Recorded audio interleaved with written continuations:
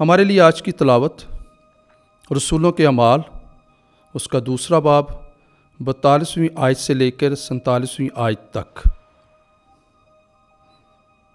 और वो रसूलों की तालीम और इख्तलात में और रोटी के तोड़ने और दुआ करने में कायम रहे, और हर एक को डर आया और बहुत से अचंभे और करिश्मे रसूलों से यरूशलेम में ज़ाहिर हुए। और सब जो ईमान लाए थे इकट्ठे रहते और सब चीज़ों में शराकत रखते थे।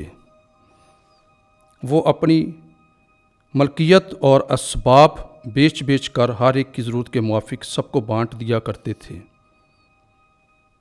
और एक दिल होकर हर रोज़ हैकल में जमा हुआ करते थे और घर घर रोटी तोड़ा करते थे और खुशी और दिल की सफाई से खाना खाया करते थे। वो खुदा की तमजीद करते और सब लोगों के नज़दीक काबिल इज़्ज़त थे, और खुदावंद हर रोज़ निजात पाने वालों की जमायत बढ़ाता रहा। पाक कलाम के पढ़े और सुन जाने पर खुदा की बरकत हो, खुदा का शुक्र हो।